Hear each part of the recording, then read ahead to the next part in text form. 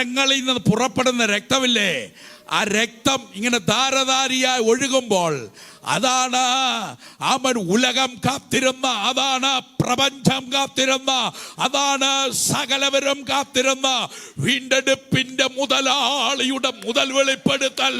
അത് തിരിച്ചറിയുന്ന ദൈവമക്കൾ ദൈവത്തെ സ്തുതിച്ചാരാധിക്കാം. അവൻ സന്തോഷത്തോടെ ദൈവത്തിന്റെ മഹത്വം കരേറ്റാം. അവിടുന്ന് മുതൽ വെളിപ്പെടുത്തി. മനസ്സുള്ളൊരുത്തൻ അവൻ മനസ്സോടെ അവൻ സ്വർഗ മഹിമകളെ വെടിഞ്ഞ് ഈ താണലോകത്തിലേക്ക് വന്നു. രക്ഷിക്കപ്പെട്ടില്ലായിരുന്നെങ്കിൽ നമ്മൾ പെട്ടുപോയേനെ. അല്ല, നമ്മൾ അപ്പുറത്തുള്ള ആൾക്കൊക്കെ കൈ കൊടുത്ത് ദൈവം ഇന്ന് എന്നെ അനുഗ്രഹിക്കുന്നൊക്കെ പണ്ട് പാസ്റ്റർമാർ പറഞ്ഞപ്പോൾ പറഞ്ഞിട്ടില്ലേ? അതിനുപയോഗിച്ച കൈയല്ലേ ഈ കൈ. അപ്പുറത്തിരിക്കുന്ന ആൾക്കൊന്ന് കൈ കൊടുത്ത് പറയാവോ? സ്തോത്രം. രക്ഷിക്കപ്പെട്ടില്ലായിരുന്നു ഞാൻ പെട്ടുപോയേനെ.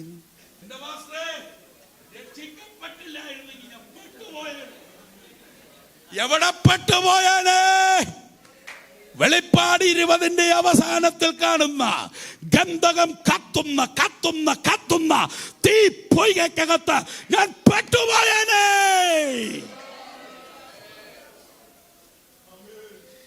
സന്തോഷത്തോടെ സ്തോത്രം ചെയ്യാവോ? രക്ഷിക്കപ്പെട്ടില്ലെങ്കിൽ നാം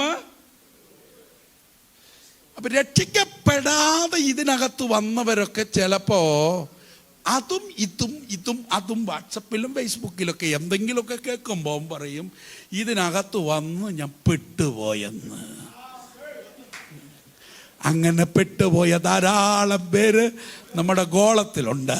എന്നാൽ ഇവിടെ ഇരിക്കുന്നവരെ ഉലകമിളകിയാലും അവര് പറയില്ല പെട്ടുപോയെന്ന്, വേണ്ടായിരുന്നെന്ന്. സ്തോത്രം. ആരാണ്ട് തള്ളിക്കൊണ്ടുവന്ന് ഇതിനകത്ത് പെടുത്തിയതല്ല. ആമേൻ.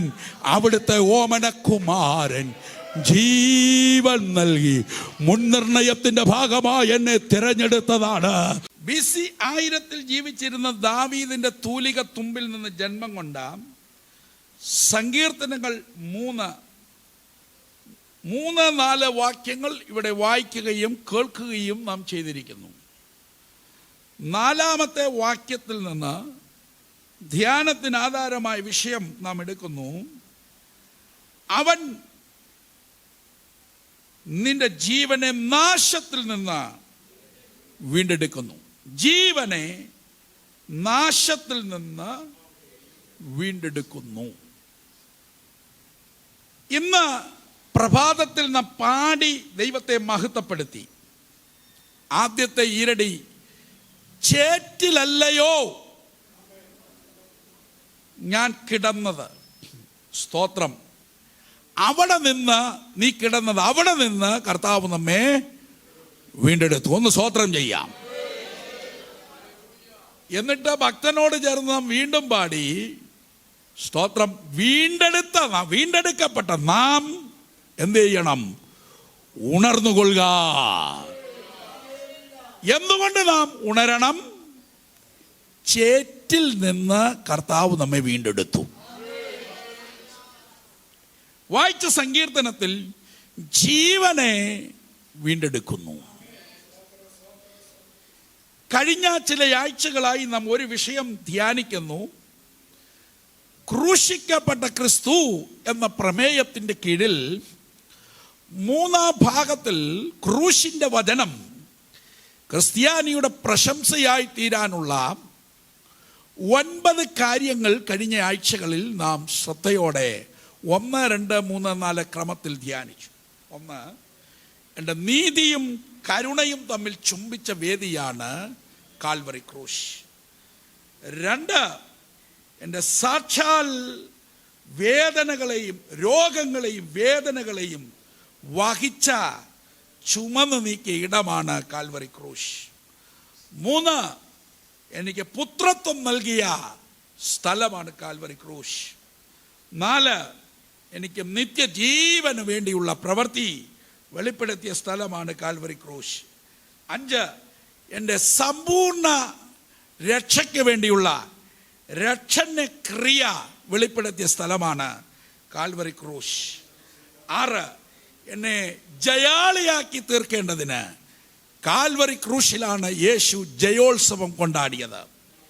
7, എന്നെ പുതിയ മനുഷ്യനാക്കി തീർക്കേണ്ടതിന് വേണ്ടിയുള്ള പ്രവൃത്തി വെളിപ്പെടുത്തിയ ഇടമാണ് കാൽവറി ക്രൂശ്. 8, എൻ്റെ സമാധാനത്തിനായുള്ള ശിക്ഷ അനുഭവിച്ച ഇടമാണ്. അതുകൊണ്ട് എൻ്റെ സമാധാനത്തിൻ്റെ ആധാരമാണ് ക്രൂശിൻ്റെ വചനം. സ്തോത്രം. 9, എൻ്റെ പ്രത്യാശയുടെ ആധാരമാണ് ക്രൂശിൻ്റെ വചനം. അതുകൊണ്ട് ക്രിസ്ത്യാനികളായ നാം, ആമേൻ, ക്രൂശിക്കപ്പെട്ട ക്രിസ്തുവിൽ പ്രശംസിക്കുന്നു. ഒന്ന് കരമുയർത്തി ദൈവത്തിന് മഹത്വം കരേറ്റാമോ? എന്തുകൊണ്ട് നമ്മുടെ പ്രശംസയായി ക്രൂശിക്കപ്പെട്ട ക്രിസ്തു എന്നുള്ളതിന് AK-47 ഉള്ളിൽ ഉണ്ട കിടക്കുന്ന പോലെ ഈ പോയിന്റുകളെല്ലാം മനസ്സിനകത്ത് കിടക്കണം. സ്തോത്രം. ഈ അതിർത്തിയിൽ നിൽക്കുന്ന ജവാനെ ഒരു ചുമ്മാ അവിടെങ്ങാണ്ട് കിടന്ന ഒരു പഴയൊരു തോക്കും എടുത്തുകൊണ്ടല്ല നിൽക്കുന്നത്. അവൻ അവിടെ നിൽക്കുമ്പോൾ ഭാരത രാജ്യത്തിൻ്റെ അതിർത്തി കാക്കുന്ന സൈനികന്റെ കയ്യിലുള്ള തോക്ക്, 1, അവന് പരിശീലനമുണ്ട്. 2, അവൻ്റെ തോക്ക് കണ്ടം വയ്ക്കാറായ തോക്കൊന്നുമല്ല, എവിടെയോ കിടന്ന ആക്രിയിൽ കിടന്നൊന്നുമല്ല, ഒറ്റ വലിക്ക് കാഞ്ചി കയ്യിലിരിക്കുന്ന തോക്കല്ല. സ്തോത്രം. തോക്ക് നല്ലതാ, ഏറ്റവും ആധുനികമായ ഉപകരണമാകയില്ല. അടുത്തത് ആ തോക്കിനകത്ത് നമ്മുടെ ഭാഷയെ പറഞ്ഞ ഉണ്ടയുണ്ട്. മലയാളികളായ നമുക്ക് മനസ്സിലാക്കാൻ ആ ഭാഷയാണ് നല്ലത്. സ്റ്റാൻഡേർഡ് കുട്ടിയടിച്ചാൽ ഞാൻ അവരോട് പോയി പറയുമ്പോൾ അങ്ങനെ പറയാം. അതുകൊണ്ട് ഉണ്ടയുണ്ട്. സ്തോത്രം. ഇതുപോലെ നമ്മുടെ ഉള്ളിൽ ഇതെല്ലാം വാക്യസഹിതം ഇങ്ങനെ ഇരിക്കണം. ആരേലും ചോദിക്കുക, അല്ലയോ ക്രിസ്ത്യാനിയെ, അല്ലയോ പുറമറ്റത്തെ ദൈവത്തെ ആരാധിക്കുന്ന ദൈവകുഞ്ഞെ, നീ ഇങ്ങനെ ക്രിസ്തുവിൽ പ്രശംസിക്കാൻ കാരണമെന്ത്? ഉത്തരം ഇതെല്ലാം അകത്തിരിക്കണം. ആമേൻ. 10ാമത്തെ കാര്യം, ആമേൻ, എനിക്കായുള്ള എൻ്റെ വീണ്ടെടുപ്പിൻ്റെ, സമ്പൂർണ്ണ വീണ്ടെടുപ്പിൻ്റെ മുതൽ വെളിപ്പെടുത്തിയ ഇടമാണ് കാൽവറി ക്രൂശ്. ഹല്ലേലൂയ. അപ്പോൾ ഈ മുതൽ വെളിപ്പെടുത്തിയെങ്കിൽ ഒരു വീണ്ടെടുപ്പ് എന്ന പ്രക്രിയ നഷ്ടപ്പെട്ടു പോയതിന് എന്ത് വില വരുമോ ആ വില മുടക്കി അതിനെ തിരികെ പ്രാപിക്കുന്ന പ്രക്രിയയ്ക്ക് പറയുന്ന പേരാണ് വീണ്ടെടുപ്പ്. 1, ഒരു വീണ്ടെടുപ്പിനോടുള്ള ബന്ധത്തിൽ 1, ആ വീണ്ടെടുപ്പ് എന്ന പ്രക്രിയ നടത്തുന്ന ഒരു വീണ്ടെടുപ്പുകാരൻ വേണം. 2, വീണ്ടെടുക്കപ്പെടേണ്ടുന്നവൻ വേണം. 3, ആർക്കാണോ വീണ്ടെടുപ്പ് വില കൊടുക്കേണ്ടത് അങ്ങനെ ഒരു 3ാം കക്ഷിയും വേണം. സ്തോത്രം. 1, ഇതിലൊരു വീണ്ടെടുപ്പുകാരനുണ്ട്. ആ വീണ്ടെടുപ്പുകാരൻ ആരാന്നുള്ളതിന്, ആരാകണമെന്നുള്ളത് പഴയ നിയമത്തിൽ ചില നിയമങ്ങളുണ്ട്. പഴയ നിയമം ന്യായപ്രമാണം തല ഉയർത്തി നിന്നിട്ട്, സ്തോത്രം, വീണ്ടെടുക്കാൻ ഇവന് യോഗ്യതയില്ലെന്ന് യേശുവിനെ കുറിച്ച് പറയല. അതിന് കാരണം വീണ്ടെടുപ്പുകാരൻ്റെ എല്ലാ യോഗ്യതകളും അടങ്ങിയ സമ്പൂർണമായ ലക്ഷണമൊത്തവനാണ് നമ്മുടെ കർത്താവായ യേശു ക്രിസ്തു. സ്തോത്രം, സ്തോത്രം, ഹല്ലേലൂയ. ഈ 103-ാം സങ്കീർത്തനം അതിൻ്റെ 4-ാമത്തെ വാക്യം പുതിയ നിയമത്തിലേക്ക് കൊണ്ടുവരേണ്ടതിന്, ഇന്നത്തെ പ്രമേയത്തിന് ആധാരമായിരിക്കേണ്ടതിന്, എബ്രായ ലേഖനം 9-ാം അധ്യായം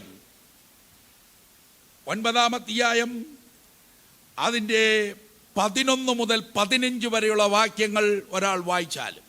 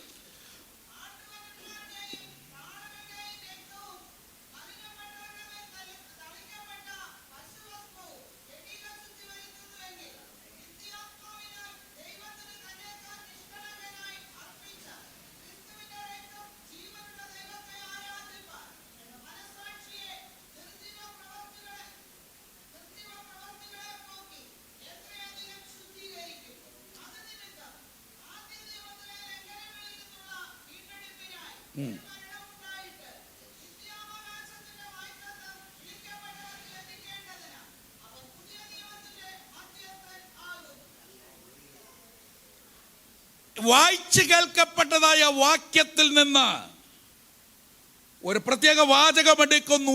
എന്നേക്കുമുള്ള വീണ്ടെടുപ്പ് സാധിപ്പിച്ചു. എന്നേക്കുമുള്ള വീണ്ടെടുപ്പ് സാധിപ്പിച്ചവൻ ആര്? ആർക്ക് സാധിപ്പിക്കാൻ പറ്റും? ഹല്ലേലൂയ.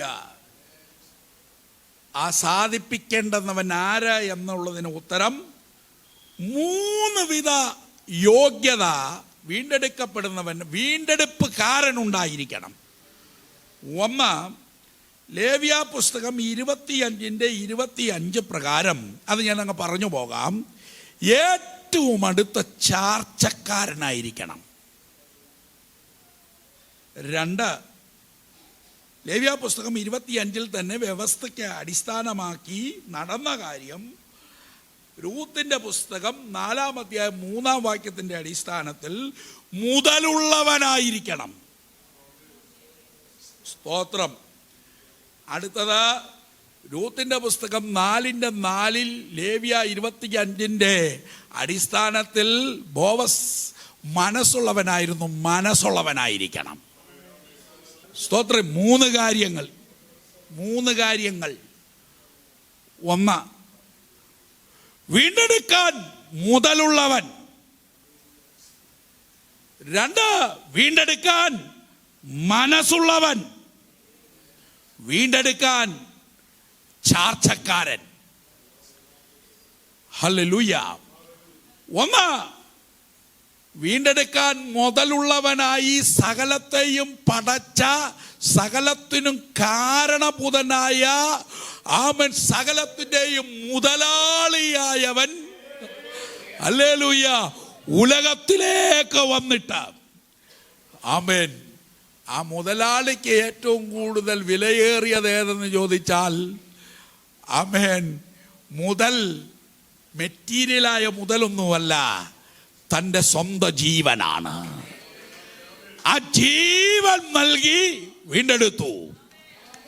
അതുകൊണ്ട് മുതൽ വെളിപ്പെടുത്തി. ആ മുതൽ വെളിപ്പെടുത്തിയത് എവിടെയാണ്? കാൽവറി ക്രൂശിൽ. ശ്രദ്ധിച്ചേ, ചില നിമിഷങ്ങൾ കഴിയുമ്പോൾ തിരുവത്താഴത്തിലേക്ക് നാം കരം നീട്ടാൻ പോകുകയാണ്. കാൽവറി ക്രൂശിൽ കുരിശു മരത്തിൽ കിടക്കുന്ന യേശുവിന്റെ കയ്യിൽ അടിക്കപ്പെട്ട ആണി ഒന്ന് കാണുക. ആണിയിൽ തൂങ്ങിക്കിടക്കുന്നത്, ആ കരങ്ങളിൽ നിന്ന് പുറപ്പെടുന്ന രക്തമില്ലേ, ആ രക്തം സ്തോത്രം വീണ്ടെടുപ്പിന്റെ വിലയാണ് പുറപ്പെടുന്നത്. മുതലുള്ളവൻ ആ മുതൽ വെളിപ്പെടുത്തേണ്ട സമയമായപ്പോൾ തന്നെത്താൻ ഏൽപ്പിച്ചു കൊടുത്ത സമയം, കാൽവറി ക്രൂശിൽ കിടക്കുന്ന സമയം ഒന്ന് കാണുക. ആമേൻ. ആ കരങ്ങളിൽ നിന്ന് പുറപ്പെടുന്ന രക്തമില്ലേ, ആ രക്തം ഇങ്ങനെ ധാരധാരിയായി ഒഴുകുമ്പോൾ അതാണ് ആമൻ ഉലകം കാത്തിരുന്ന, അതാണ് പ്രപഞ്ചം കാത്തിരുന്ന, അതാണ് സകലവരും കാത്തിരുന്ന വീണ്ടെടുപ്പിന്റെ മുതലാളിയുടെ മുതൽ വെളിപ്പെടുത്തൽ. അത് തിരിച്ചറിയുന്ന ദൈവമക്കൾ ദൈവത്തെ സ്തുതിച്ചാരാധിക്കാം. ആമേൻ. സന്തോഷത്തോടെ ദൈവത്തിന്റെ മഹത്വം കരേറ്റാം. അവിടുന്ന് മുതൽ വെളിപ്പെടുത്തി. ആ മുതലും കൊണ്ടാണ് സ്വന്തം രക്തവുമായിട്ട് കേറിയൊരു പോക്ക്. സ്തോത്രം. അടുത്തത്, ഈ അടുത്തൊരു ചാർച്ചക്കാരനുണ്ടെങ്കിൽ അവൻ ചുമ്മാതെ ഇങ്ങനെ നിർവികാരിയായിട്ട് ഇങ്ങനെ എന്തുവാ പറയുന്നത്, ഒരു പ്രതികരണവും ഇല്ലാതെ ഇങ്ങനെ നിൽക്കുകയാണ്. പിന്നെ അവൻ ഇടയ്ക്കിടയ്ക്ക് പറയുന്നുണ്ട്, എനിക്ക് നിന്നെ വീണ്ടെടുക്കാൻ മനസ്സില്ല. രൂത്തിനെ വീണ്ടെടുക്കാൻ ഏറ്റവും അടുത്തൊരു പുള്ളിക്കാരനുണ്ടായിരുന്നു. അവൻ ഇങ്ങനെ വെളിപ്പെടാതെ ഇങ്ങനെ കറങ്ങി നടക്കുക. അപ്പോൾ അവനെ ബോവസ് ഇങ്ങോട്ട് വിളിച്ചു, എടാ നിനക്ക് ഇവളെ വീണ്ടെടുക്കാൻ പറ്റുമോ? അന്നേരം ഇവന് കാര്യം ക്ലിയർ ആയിട്ട് ചോദിച്ചു. അപ്പോൾ അവൻ കാര്യം പിടിച്ചു നിർത്തി ചോദിച്ചപ്പോൾ അവൻ പറഞ്ഞു, എനിക്ക് പറ്റുകയില്ലെന്ന്. ഇതുപോലെ ഒരു ചാർച്ചക്കാരനുണ്ടായിരുന്നു. അവൻ പറഞ്ഞു, അവൻ്റെ പേരാണ് ന്യായപ്രമാണം. ആ ന്യായപ്രമാണം പറഞ്ഞു, നമ്മളെ ഈ പുറമറ്റത്തൊക്കെയുള്ള ഈ ദേശത്തൊക്കെയുള്ള ഇവിടെയുള്ള ഈ ഉപദേശിയെയും ഉപദേശിമാരെയും നമ്മളെയൊക്കെ നിനക്ക് വീണ്ടെടുക്കാൻ പറ്റുമോ? എന്നേരം ഇവന് 49 സങ്കീർത്തനത്തിലൂടെ പറഞ്ഞു വെച്ചേക്കുകയാണ്, ഒരു നാളും സാധിക്കുകയില്ലെന്ന്. സ്വോത്രം. അന്നേരം സ്വോത്രം ന്യായപ്രമാണമെന്ന ചാർച്ചക്കാരനെ കൊണ്ട് മാറ്റി നിർത്തിയിട്ട് അവന് മനസ്സില്ലാതെ മാറി നിന്നപ്പോൾ മനസ്സുള്ളൊരുത്തൻ മനസ്സോടെ സ്വർഗമഹിമകളെ വെടിഞ്ഞ് ഈ താണലോകത്തിലേക്ക് വന്നു.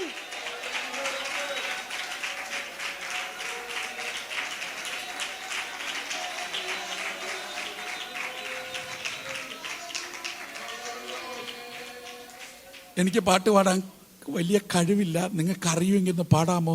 മനസ്സോടെ ശബമരത്തിൽ തൂങ്ങിയ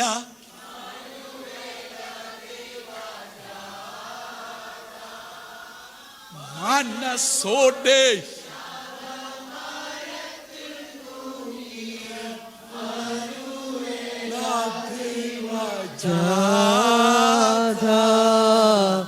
നിനക്കീ വേദന വരുത്തി വച്ചതു നീജന്യാനയ്യോ.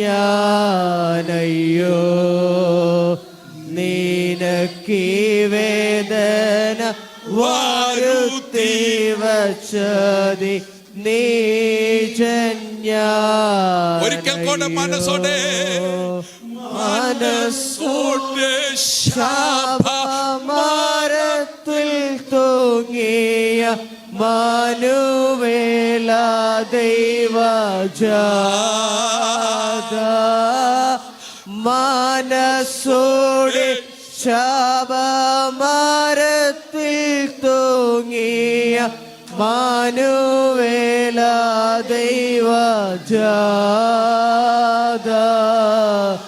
നിനക്കീ വേദന വരുത്തി വച്ചതി നീജന്യാനയ്യോ. നിനക്കീ വേദന വരുത്തി വച്ചതിൽ നീജന്യാനയ്യോ.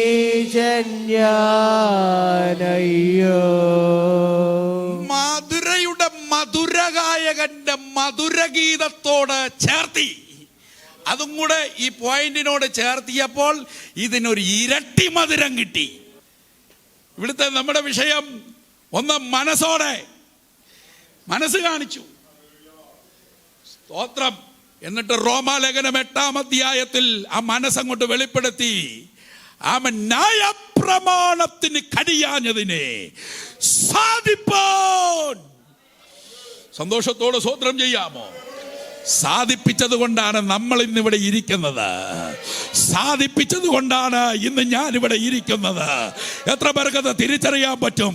സാധിപ്പിച്ചത് കൊണ്ടാണ് എളിയവരൊക്കെ ഈ കർത്തൃവേലയിൽ നിൽക്കുന്നത്. ഈ കർത്താവിൻ്റെ അഭിഷക്തന്മാരൊക്കെ ശുശ്രൂഷയുടെ മുഖത്ത് നിൽക്കുന്നത്. അവിടുന്ന് എന്നേക്കുമുള്ള വീണ്ടെടുപ്പ് സാധിപ്പിച്ചത് കൊണ്ടാണ്. കരപടിച്ച നന്ദിയോടെ അല്പനേരം ദൈവത്തെ സ്തുതിച്ചാരാധിക്കാം. ഉടരപടകട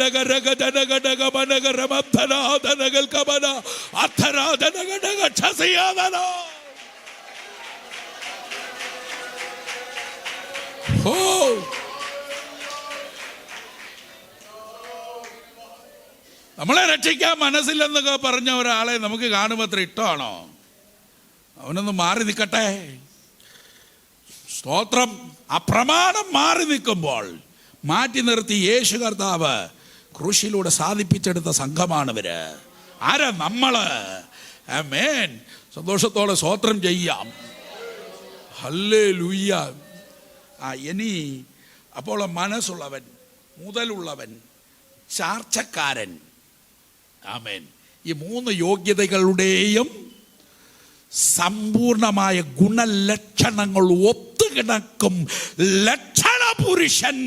ഇന്നിവിടെ എഴുന്നള്ളി വന്നിരിക്കുന്ന ലക്ഷങ്ങളിൽ സുന്ദരൻ യേശു തന്നെ. കരമുയർത്തി ദൈവത്തിന് മഹത്വം കൊടുക്കാം. ലക്ഷണപുരുഷനാണ് ക്രിസ്തു. ഇനി അടുത്ത ഭാഗത്തേക്ക് വരുന്നു. ആമേൻ. വീണ്ടെടുപ്പ്. 1 പ്രാണന്റെ വീണ്ടെടുപ്പ്, 2 ശരീരത്തിന്റെ വീണ്ടെടുപ്പ്, 3 ഇസ്രയേലിന്റെ വീണ്ടെടുപ്പ്, യെരുശലേമിന്റെ വീണ്ടെടുപ്പ്. ആമേൻ. അടുത്തത് ഈ പ്രപഞ്ചത്തിന്റെ വീണ്ടെടുപ്പ്. സന്തോഷത്തോടെ സ്തോത്രം ചെയ്യാം. ഇത് ഒരിക്കലും നടക്കുകയില്ലെന്ന് പറഞ്ഞ് കുടഞ്ഞു കിടന്ന കേസാണ്. ആ കേസിന്റെ കുടച്ചിൽ മാറ്റാനാണ് യേശു വേഷത്തിൽ മനുഷ്യനായി ഈ ഉലകത്തിൽ വന്ന് കാൽവരി ക്രൂശിൽ രക്തം ചീന്തിയത്. അതൊരു പാഴ്പ്രവൃത്തിയല്ല. സ്തോത്രം. അത് കേവലം ഒരു പാഴ്പ്രവൃത്തിയല്ല. അതൊരു പരാജയത്തിന്റെ രംഗമല്ല. അത് വലിയൊരു വിജയം കൈവരിക്കുന്ന വേദിയാണ്. അവൻ ശത്രുവിന്റെ തല തകർന്നത് അങ്ങനെയാണ്. ശത്രുവിന്റെ പദ്ധതികൾ പൊളിഞ്ഞത് അങ്ങനെയാണ്. ജീവിതത്തിൽ ഒരു കാലത്തും നീ ഗതി പിടിക്കില്ലെന്ന്, നിന്നെ ഗതി പിടിപ്പിക്കത്തില്ലെന്ന് ശത്രു നിന്റെ മേൽ, നമ്മുടെ മേൽ വാതി കെട്ടി നിന്നപ്പോൾ അവൻ ഗന്ധകം കത്തുന്ന തീപ്പൊയ്യിൽ അവനോട് കൂടെ കിടത്തുമെന്ന് വാദിച്ചപ്പോൾ ആ നരകത്തിന്റെ കെട്ട് അവൻ കാൽവരി ക്രൂശിൽ ഏറ്റെടുത്ത് ആരാധിക്കാൻ പറ്റുമോ? അവൻ എന്നിൽ നിന്ന് അടിച്ച് വിമോചനം നൽകിയോ? ക്രൂശ് മരണമേ,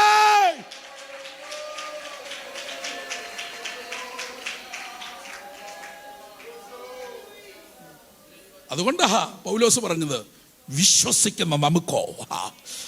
കൊരിന്ത്യരെയും പൗലോസിനെയും കൂടെ ചേർത്തി പറഞ്ഞു നമുക്കോ എന്ന് പറഞ്ഞെങ്കിൽ പുറമറ്റങ്കാരായ നമുക്കും കൂടെ അതിനോടൊന്ന് ജോയിൻ ചെയ്യാൻ പറ്റുമോ? അതിനൊന്ന് ഐക്യദാർഢ്യം പ്രഖ്യാപിക്കാൻ പറ്റുമോ? അതിനോട് ചേർന്ന് നിൽക്കാൻ പറ്റുമോ? വിശ്വസിക്കുന്ന എനിക്കോ എന്നും കൂടെ പറ. വിശ്വസിക്കുന്ന സഭ ചേർന്ന് പറ.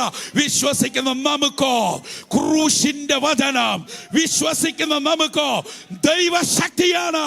ഇന്ന് നീ വിശ്വസിച്ചു കൊണ്ടിരിക്കുമ്പോൾ തന്നെ നിന്റെ ബലഹീന ശരീരത്തിൽ ക്രൂശിന്റെ വചനം നിന്റെ രോഗബന്ധനത്തെ, നിന്റെ ശരീരത്തിലെ രോഗാത്മാവിനെ ഇന്ന് അധികാരത്തോടെ അഴിക്കുക. രക്തം ജയം. യേശുവിന്റെ രക്തത്താൽ ജയമെടുത്തെഴുന്നേറ്റാട്ടെ. യേശുവിന്റെ രക്തത്താൽ ജയം ഡിക്ലെയർ ചെയ്തു.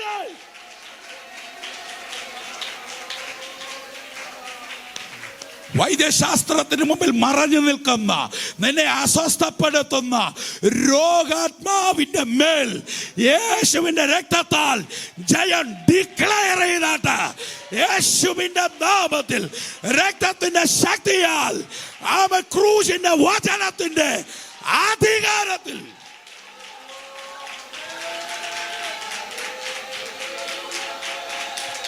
സൗഖ്യം എന്റെ ശരീരത്തിൽ ഡിക്ലെയർ ചെയ്യുന്നു. യെസ്, ആ രോഗാത്മാവിനെ കീഴ്പ്പെടുത്തി ഞാൻ വെളിയിൽ വരുന്നു. എത്ര പേർക്ക് ഇത് വിശ്വസിക്കുന്നുണ്ട്? വിശ്വസിക്കുന്നവർക്കകത്തത് ദൈവത്തിന്റെ ശക്തിയാണ്. പുറമറ്റം സഭയ്ക്കകത്ത് ഈ ഹാളിന്റെ ഒരു കോണ് മുതൽ മറ്റൊരു കോണ് വരെ ഇവിടെ ഇരിക്കുന്ന ഓരോ വ്യക്തിയുടെയും തലയിൽ ഉയർന്നു നിൽക്കുന്ന തലമുടി നാര് മുതൽ ഉള്ളങ്കാലിന്റെ വെള്ള വരെ ആപാത ചൂടും ശക്തിയായി ശക്തിയായി ശക്തിയായി ശക്തിയായി സൂപ്പർ നാച്ചുറൽ പവറായി പ്രബന്ധന ജനഗണഗമന ദൈവശക്തി വ്യാപരിക്കട്ടെ. ക്രൂശിന്റെ വചനത്തിന്റെ ശക്തിയിൽ ശരീരങ്ങൾ റിലീസാവട്ടെ. യേശുവിന്റെ നാമത്തിൽ മനസ്സിന്റെ കെട്ടുകൾ പൊട്ടട്ടെ. യേശുവിന്റെ നാമത്തിൽ സകല മാനസിക സംഘർഷങ്ങളും, ഉറക്കത്തെ കെടുത്തുന്ന സകല മാനസിക സംഘർഷങ്ങളും യേശുവിന്റെ നാമത്തിൽ രക്തത്തിന്റെ ശക്തിയാൽ, the blood of Jesus,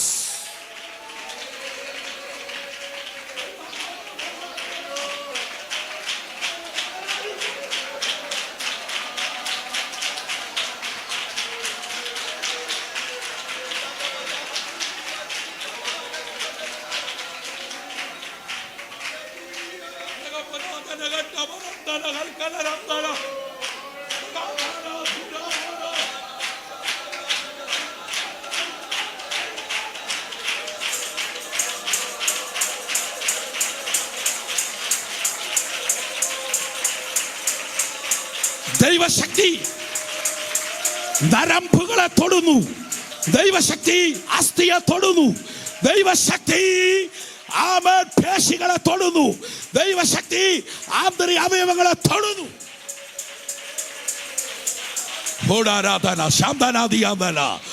സൂക്ഷ്മനാദികളെ തൊടുന്നു. വൈദ്യശാസ്ത്രത്തിന്റെ സ്വത്രം സ്കാനിങ്ങിന് സംവിധാനങ്ങൾക്ക് മറഞ്ഞു കിടക്കുന്നിടത്തേക്ക് ദൈവശക്തി പ്രവേശിക്കുന്നു. വിശ്വസിക്കുന്നവർക്ക് വേണ്ടി, വിശ്വസിക്കുന്നവരിൽ, വിശ്വസിക്കുന്ന സഭയിൽ, വിശ്വസിക്കുന്ന വ്യക്തിയിൽ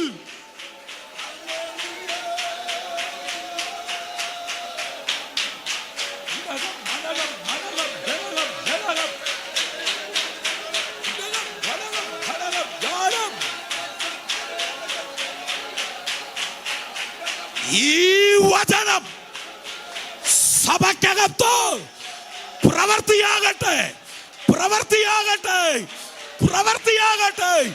ഇപ്പോൾ തന്നെ ചില മിനിറ്റുകൾ കഴിയുമ്പോൾ സൗഖ്യത്തിന്റെ സാക്ഷ്യം പറയത്തക്ക രീതിയിൽ ഹീലിംഗ്.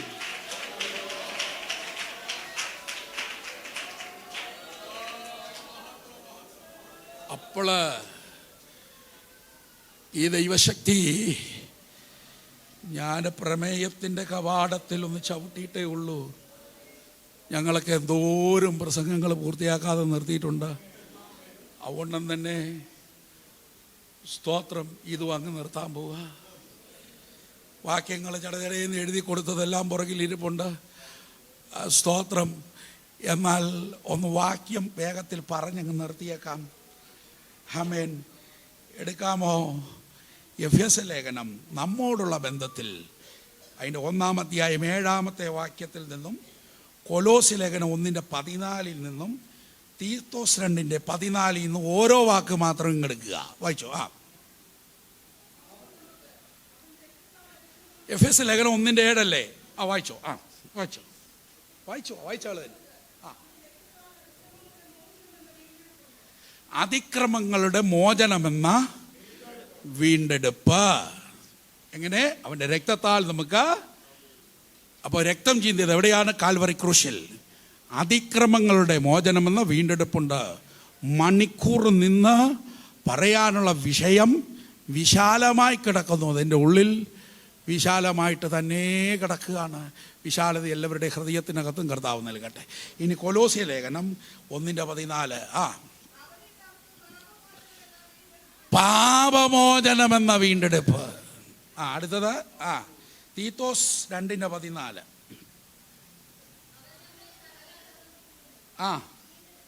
അധർമ്മത്തിൽ നിന്നുള്ള വീണ്ടെടുപ്പ്.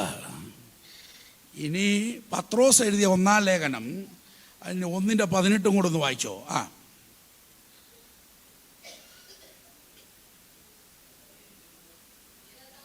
ഈ പാരമ്പര്യം വൃദ്ധമായ പാരമ്പര്യമാണ്. അപ്പോൾ ശ്രദ്ധിച്ചേ, എന്തൊക്കെയാണ്? അതിക്രമങ്ങളിൽ നിന്നുള്ള വീണ്ടെടുപ്പ്, പാപങ്ങളിൽ നിന്നുള്ള വീണ്ടെടുപ്പ്, അധർമ്മത്തിൽ നിന്നുള്ള വീണ്ടെടുപ്പ്, വ്യർത്ഥവും പിതൃപാരമ്പര്യമുള്ള നടപ്പിൽ നിന്നുള്ള ഈ വീണ്ടെടുപ്പാണ് നമ്മുടെ ആത്മാവ് സംബന്ധമായി നമുക്ക് കിട്ടിയിരിക്കുന്നത്. രക്ഷിക്കപ്പെട്ടില്ലായിരുന്നെങ്കിൽ നമ്മൾ പെട്ടുപോയേനെ.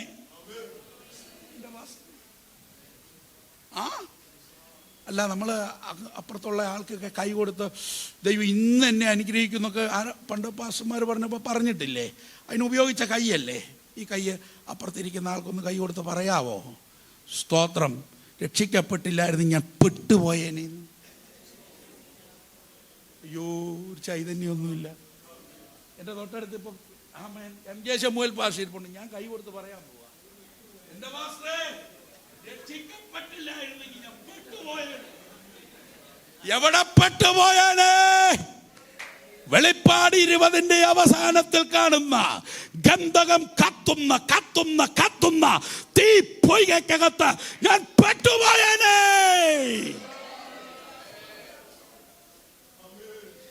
സന്തോഷത്തോടെ സ്തോത്രം ചെയ്യാവോ? രക്ഷിക്കപ്പെട്ടില്ലെങ്കിൽ നാം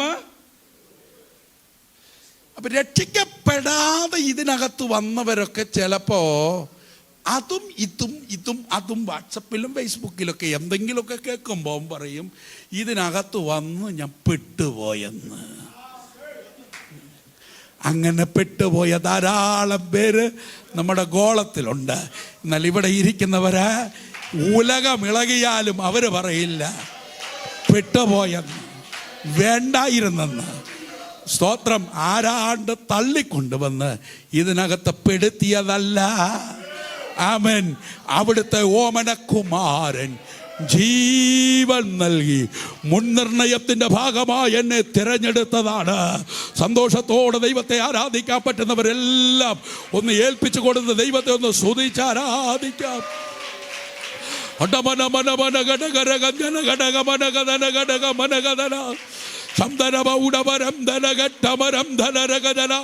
രക്ഷ കിട്ടിയതിന്റെ സന്തോഷത്തിൽ ആരാധിച്ചാട്ട.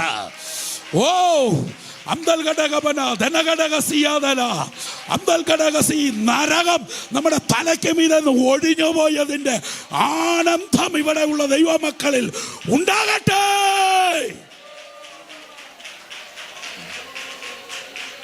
ഉടമന ബൗഡര ധനഘടകസി അർത്ഥരജനഘടക പ്രബദന ഹംദരാധന അർത്ഥരഘടകശസിയാതന ഓ റിമന ഘടകമന റിമന്ധനാദിയാതന ദീപൽ ഘടകമന അശസിയാതന. അസാധാരണമായ പരിശുദ്ധാത്മാവ് നിയന്ത്രണം ഏറ്റെടുക്കുന്ന ഒരു സഭായോഗമായി ഈ മീറ്റിങ്ങിനെ ഈ വചനത്തിന്റെ പ്രകാശനം നയിക്കുകയാണ്.